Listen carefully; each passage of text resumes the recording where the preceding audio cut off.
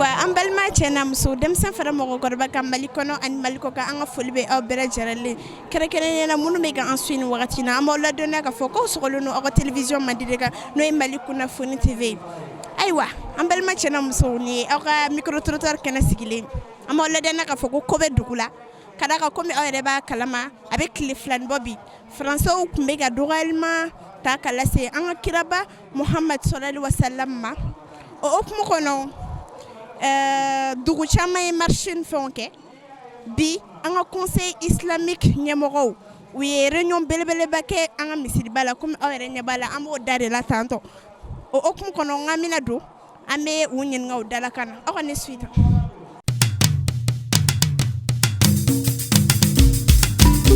Wow. I bɛ se k'i yɛrɛ fan filɛ kɛbagaw ye dɔɔni. Ayiwa ne ye Samakɛ de ye Banjugu Samakɛ. Faamuyali sɔrɔla o la ayiwa ne fa an y'a mɛn k'a fɔ ko tile filani na ko Français kɛlen don ka dɔgɔyalima ɲɛsin an ka kiraba Muhamadu sallallahu alaihi wasallam ma an y'a mɛn k'a fɔ ko dugu caman bɔra ka marcher a la donc o hukumu kɔnɔ an ka au conseil islamique mɔgɔw présidents u kun ye réunion dɔ boloda yan nɔ an tun bɛ nin hakilina ɲininkali kɛ o ko kan. O ye réunion min boloda a baara ɲana a ka ɲi kosɛbɛ yɔrɔ caman y'a kɛ an yɛrɛ bɛ ɲini ka sumaya fɛ an ka kira mɔgɔ mɔgɔ ni aw bilala la n'an y'an sigi k'an ta kɛ lamɛnni ye o b'a jira k'a fɔ an bɛ kira kanu min fɔ o t'an na mɔgɔ mɔgɔ n'i ye kisɛ kelen tigɛ an ka kira la ayiwa an kɔni fana b'a ɲini an seko dama yira la an se min ye ayiwa an kɔni b'o kɛ an kɔni bɛ fɛn min fɔ a gɛlɛyara an ma a ma bɛn an ma a ma diya silamɛ jamana si ye a ma diya diinɛtigi si ye fɛn min filɛ nin an bɛ a kɔn an b'a kɔn bi an b'a kɔn sini awɔ. Faamuyali sɔrɔ o la i ni ce. Awɔ ok.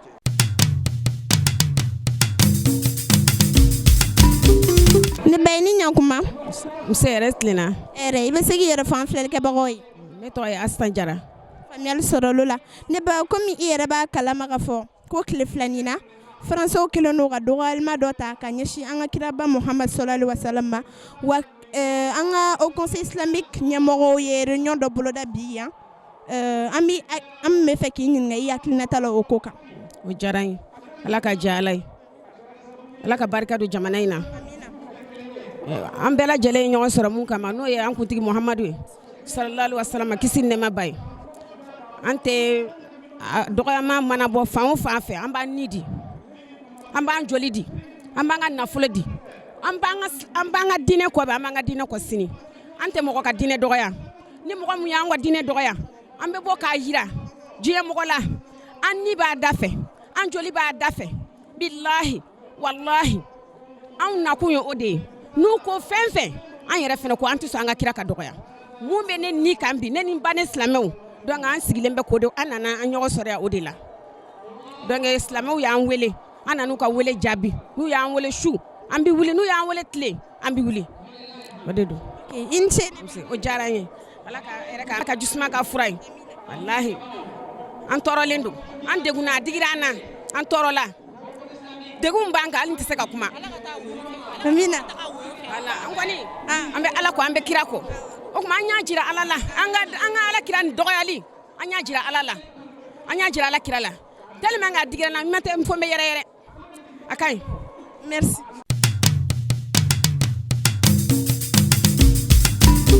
Ne fa ni ɲankuma. Alhamdulillah an bɛ sɔrɔ. I bɛ se k'i yɛrɛ fan filɛli kɛbagaw ye dɔɔni. Ne bɛ bɔ Gawo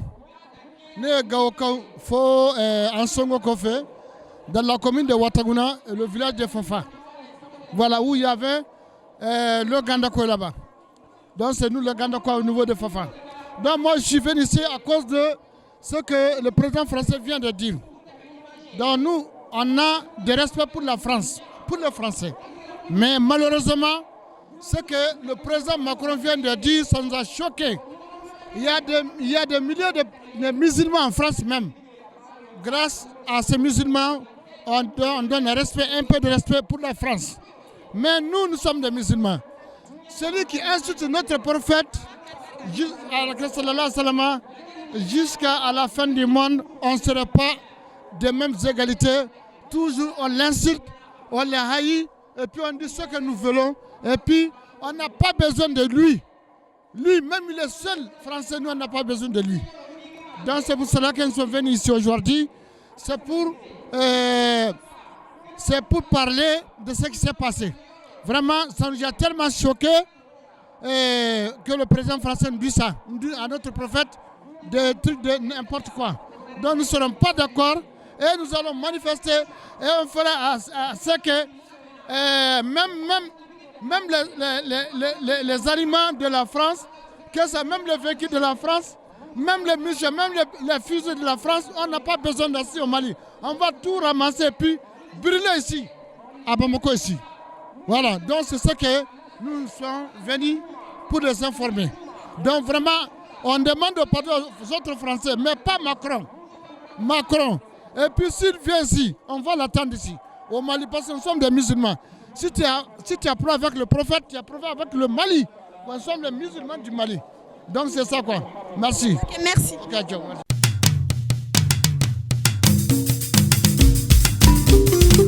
ante je mɔgɔ si ye bi ta kɔ k'an ka kira dɔgɔya sango ni mɔgɔni mɔgɔlankolon ko de bɛ n'an ka kira dɔgɔya a dan a ka kɛ nin ye a fɔlɔ n'a laban a ka kɛ nin ye mɔgɔ foyi tɛ mɔgɔba dɔgɔya fɔ n'a kɛra mɔgɔni ye Macron ye mɔgɔni de ye an bolo hali wulu o valeur ka bon Macron an bolo ka tɛmɛ Macron kan bi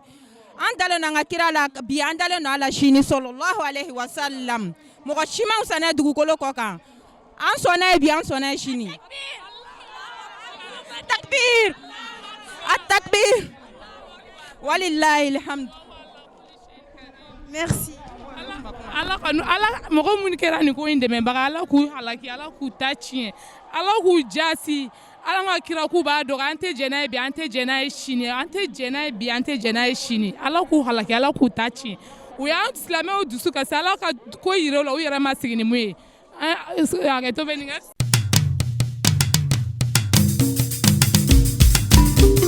Ne fɛ ni ɲɛkuma Awan je.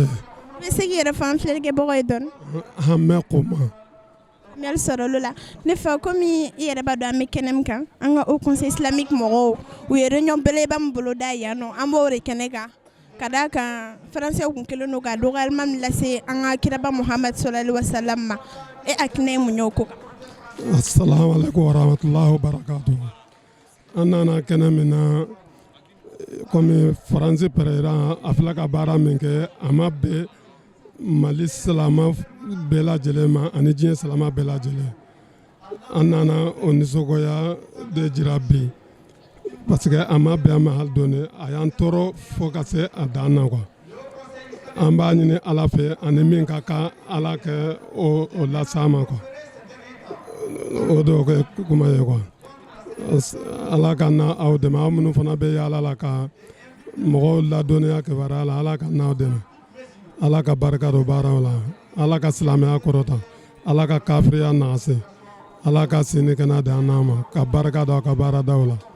Ala ka n'a sutura Ala ka n'a kisi ani baraji assalamu alaikum warahmatullahi. Merci.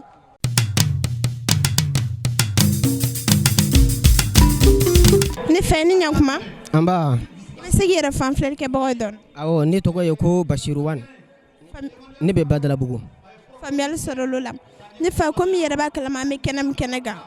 Haut Conseil islamique mɔgɔw kun kelen don ka réunion belebeleba min bolo da ka d'a kan Faransi président a kelen don ka dɔgɔyalima min lase an ka kiraba Muhammad sallallahu alaihi wasallam ma e hakilina ye mun ye o ko kan. أعوذ بالله من الشيطان الرجيم بسم الله الرحمن الرحيم وصلى الله على سيدنا محمد وآله وصحبه والتابعين. وأن بمون فو فرنسي بريزيدان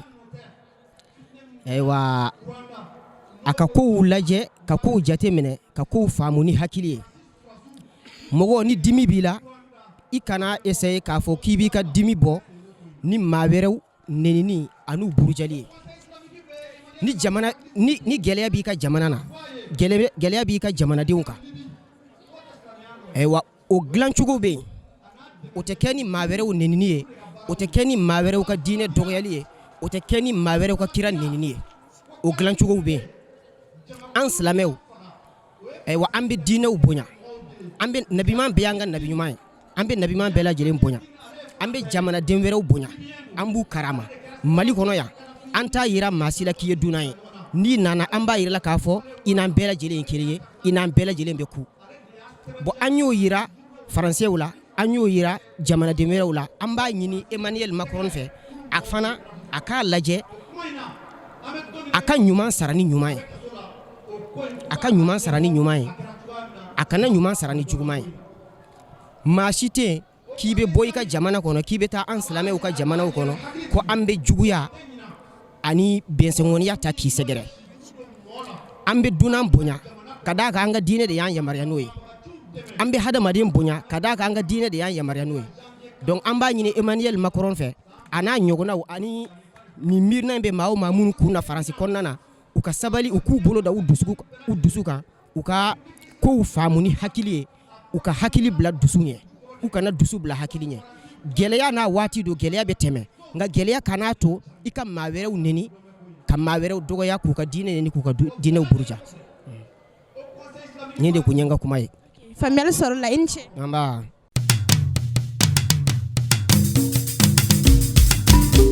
ne ba i ni ɲankuma nse i bɛ se k'i yɛrɛ fɔ an filɛlikɛbagaw ye ne tɔgɔ ye Kaya Kamiso faamuyali sɔrɔla o la ne ba komi yɛrɛ b'a dɔn an bɛ kɛnɛ min kan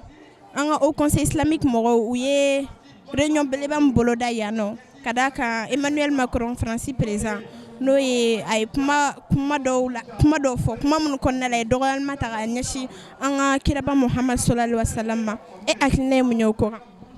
ne hakilina ye min ye a ye min kɛ a ma ko ka taa kɛ wa normal an kan ka ɲɔgɔn respecter respect à moi et à mon prophète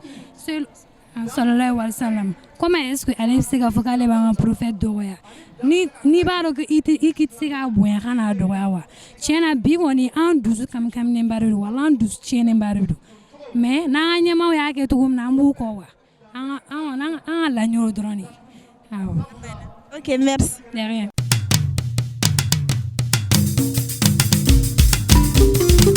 Ne fa ye ni ɲankuma Nba anula. i bɛ se k'i yɛrɛ fɔ an filɛlikɛbagaw ye dɔrɔn Inshallah ne tɔgɔ Lamine Kɔntaw ka bɔ Bakɔ Jikɔrɔna Seyila.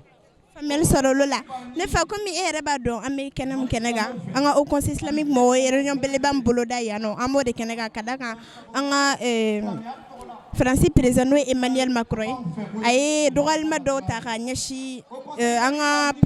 prophète ma sallallahu alaihi wa sallam e hakilina ye mun ye o ko kan Bon ne hakilina tɛ dɔwɛrɛ ye o diɲɛ silamɛw de sigilen don n'o tɛ Macron le petit chien a bɔlen filɛ ka ko mun kɛ nin ye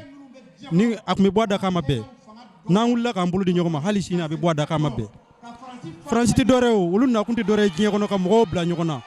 hali ɲɛ bɛ djihadisme ani terrorisme na diɲɛ kɔnɔ mun bɛ an yɛrɛ fɛ Mali la kɛrɛnkɛrɛnnenya la an ka jamana marabolo cɛmancɛ la Mopti région na ne yɛrɛ ye Jɛnɛka de anw b'a tiɲɛ dɔn u tɛ fɛ an ka kuma de sinon Français ka sɔrɔdasiw u ba joli bɛ Mali kɔnɔ yan diɲɛ sɔrɔdasi ba joli bɛ Mali kɔnɔ yan mais u bɛ ka tile don o don k'u ka minɛnw cɛ ka wuli ka Tombouctou ni Kidal ni Gao de sɛgɛrɛ alors kɛlɛ bɛ Mali cɛmancɛ de la Mopti région kɔnɔ ka an yɛrɛ dama bila ɲɔgɔn na an tɛ marifa dilan a tɛ dilan an bara yan wari t'an kun k'a san k'an bila ɲɔgɔn na an bɛ ka ɲɔgɔn faa fu a nani t'o fana na a ka mɔgɔw bɔra ka dessin cɛjugu min kɛ k'o ye anw ka ɲɛmɔgɔ ye n'u y'o tɔgɔ da ko Mahome an b'a f'u ye ko anw ka kira tɔgɔ tɛ Mahome Ala ye min bila anw ɲɛma k'a ci an ma ko ka ci fɔ anw ye ko n'an tugura kɔ k'an ka sini bɛ ɲɛ k'o tɔgɔ tɛ Mahome ye ko k'o fɔ Macron ye an ka kira a tɔgɔ ye Muhamadu Rasululahi sallallahu alaihi wa sallam wa u ye dessin min kɛ u y'u ka dessin de kɛ o t'anw ka kira ye dɛ wa a ka bɔ k'i sigi télé la ko ale ye wulu de a ye kuma min fɔ a ma ɲɛ silamɛw ka yafa ma nin ne ka kuma ni cini ye k'a lase Macron ma ko j'ai dit les petits Macron tu es chien tu n'es rien qu'un chien un petit chien merci. Merci.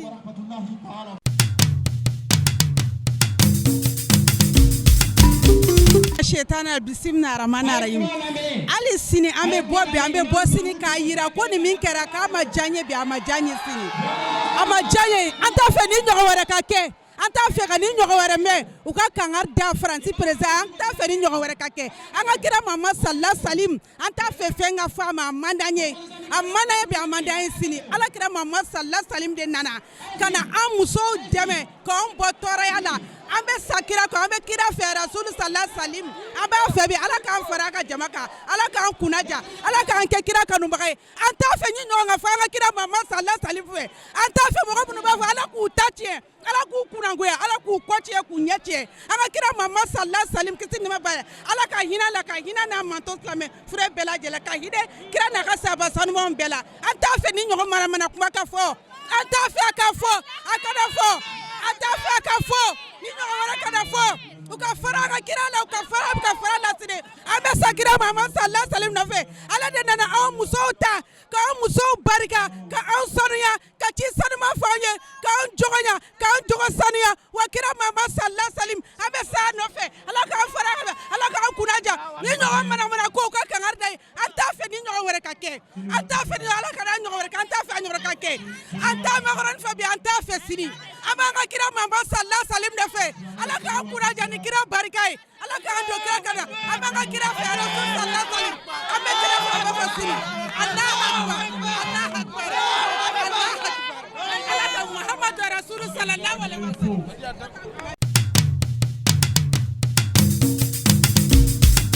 ayiwa an balima cɛ na muso aw yɛrɛ bɔra ka silamɛw ka kuma lamɛn u y'a yira k'a fɔ k'u tɔɔrɔlen don k'u dusu kasilen don u ye welewelekan bila jamana ɲɛmɔgɔ ma u ko Macron k'a ka yafa deli a kana segin ɲɔgɔn wɛrɛ kan sinon ala ka ɲangata bɛ bi a kan ayiwa an bɛ continuer an ka recherche fɛ an b'a fɔ k'aw sɔgɔlen don Mali kunnafoni.net la aw k'an bɛn a ɲɔgɔnna wɛrɛ